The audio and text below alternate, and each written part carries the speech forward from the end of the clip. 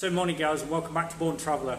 Right, got some exciting news. I'm just about to start a brand new series on my channel.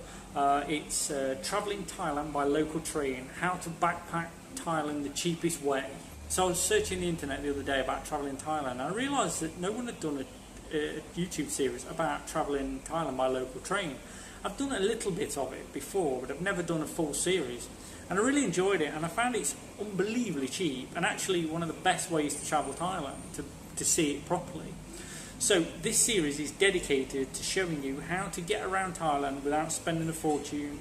One thing you will need though is time. You will need a good 30 to 60 days to do this particular trip. It's not an easy one, and it is quite hard going. However, the reward is you see some amazing places for very little money, which is quite rare in Thailand nowadays. So the journey starts here in Hat Yai, and I'm going to show you around Hat Yai now. This is the hub town that you basically get the train towards Malaysia. So I'm starting from the southern part of Thailand, okay, and I'm going to work my way up north right through to Bangkok and then up through to Chiang Mai. That'll be the first 30 days. Then after that I'm going to come back down and go on the west line and also the eastern line and the northern line. Okay, so I'll show you a map now. This is the map of Thailand's trains. Believe it or not, this is amazing, isn't it? It's quite incredible what you can do on these train lines. Absolutely amazing. So really excited to get going. So let's have a look around Hat Yai.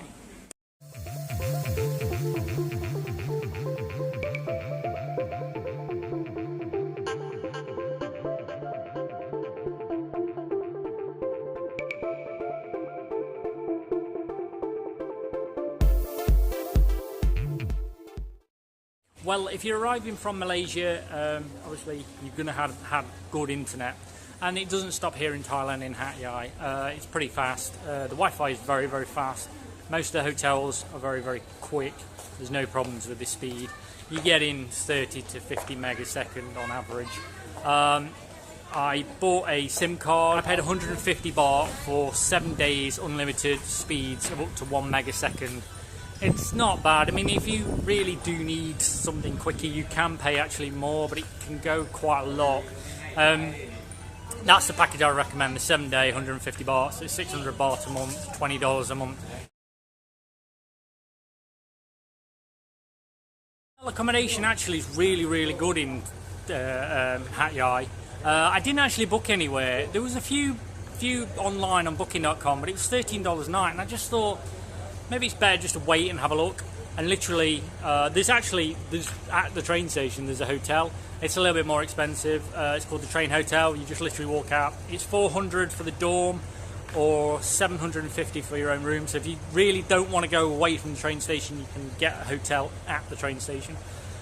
If you walk less than maybe 300, 400 meters, you've got guest houses. You just walk directly straight down. You've got guest houses on your right and left hand side. I'm stopping in the Cafe Guest House. It was $350 for a double room for the night. However, I negotiated because I'm going to stop here 2 nights, and I said, can you do it for 300? So I got it for 600 for 2 nights, which I think is fantastic. Works out around, well, let me do maths on that, about $10. So it's pretty good, really.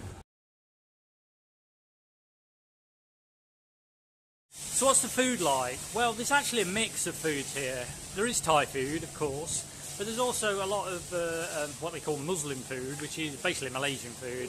So a lot of halal food. So if you're looking for that kind of food that's halal, then yes, there's a lot of that. So in those Thailand, you will find a mix of Malay and Thai food. Prices start from about 30 baht if you really shop around at the markets, up to around 100. Of course, you can pay more than that, but on average, you're looking at between 30 and 100 baht per meal. You just turn left out the main train station if you're looking for breakfast. Lovely little place, this place here. It was $2, basically 80 baht, $2.50 for a coffee and an American breakfast. It wasn't huge, but it was very tasty, and I liked it. It was quite healthy, really. There wasn't too much unhealthy stuff in there. So what is there to see and do in Hat Yai? Well, to be honest, there's not that much to do in Hat Yai, say, apart from the night markets and stopping with the food. There's a couple of sites, a couple of temples, but nothing major.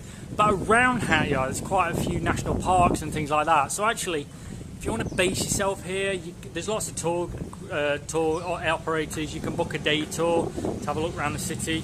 I haven't done it myself, but it seems like there's quite a lot to do. I'll list a few things now, what you can do around Hat Yai.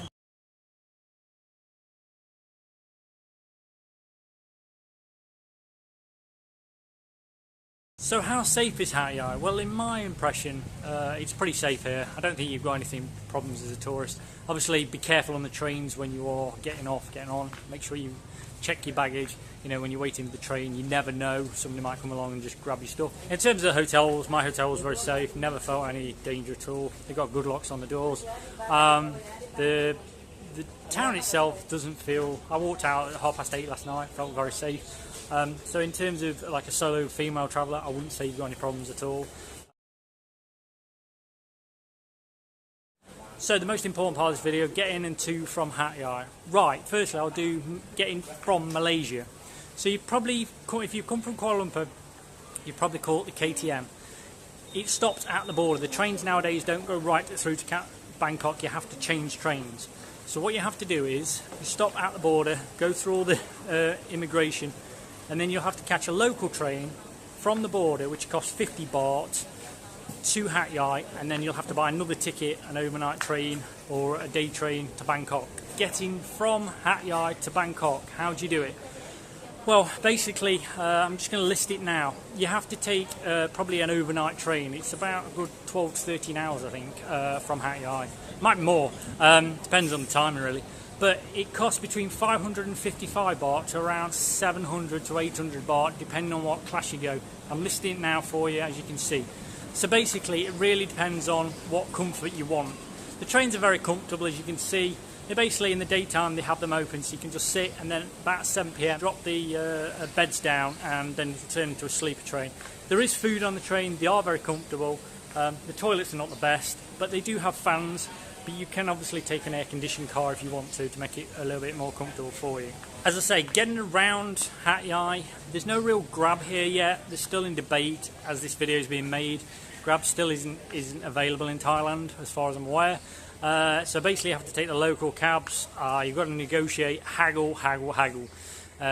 You'll have to haggle as best you can.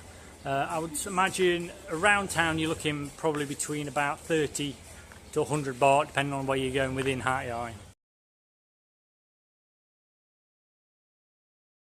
Okay guys, that's the end of the video. I hope you enjoyed it. Please remember to subscribe to the channel, turn on the notification button. If you're really interested in this series, there's going to be a lot of videos as I travel north. My next destination is Patalong, so I'll see you soon.